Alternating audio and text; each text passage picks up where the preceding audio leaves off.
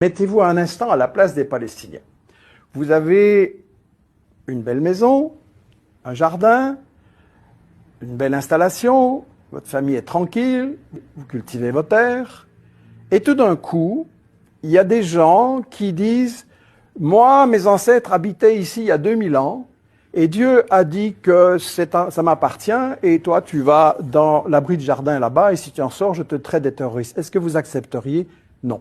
Aucun être humain n'accepterait. Or, c'est ça qui se passe. On ne peut pas comprendre la réaction de maintenant sur le Hamas. Et j'insiste, il n'y a pas que le Hamas. Il y a 5 autres mouvements de résistance palestiniens qui ont participé aux affrontements avec Israël aussi. L'autorité palestinienne, pourtant en très grande contradiction avec le Hamas, a soutenu aussi, et les autres mouvements. Je voudrais dire une chose. On vient de faire comme si le problème venait seulement du Hamas. Mais quand le Hamas n'existait pas, le problème était le même. On a attaqué Arafat, on l'a diabolisé, on a attaqué les marxistes complètement laïcs, pas du tout religieux. Les Palestiniens ont toujours été traités des terroristes parce que Israël et ceux qui le soutiennent, malheureusement, n'acceptent pas qu'il y ait une résistance. Vous parlez d'enlèvement et de prise d'otages. Oui.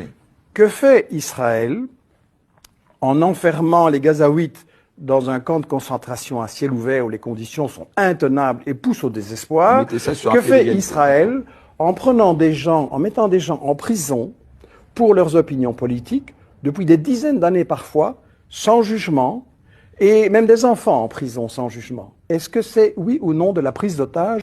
Ici, on voit fake news encore. L'évolution. Je vous ai pas interrompu. Si, vous m'avez interrompu. Docteur André, par contre. Allez, s'il vous plaît. Je vous montre la Palestine avant. Il y avait, je pense, 4 ou 5% de juifs avant. Oui, on se faisait exterminer. Les décisions de 47-48. Ensuite, Israël reçoit une partie du territoire. C'est pas les juifs qui habitaient là qui reçoivent les territoires. Ce sont des juifs émigrés, venus essentiellement d'Europe, de Pologne, de Russie, d'Europe occidentale, un peu du Maroc aussi.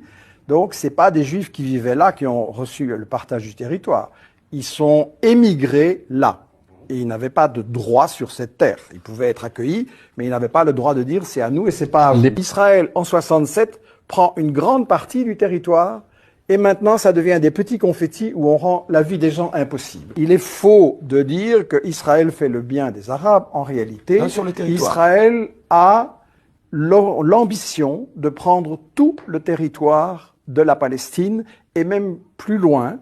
Ils n'ont jamais reconnu quelles seraient leurs frontières. Ils veulent coloniser aussi au Liban, en Jordanie, en Égypte et partout.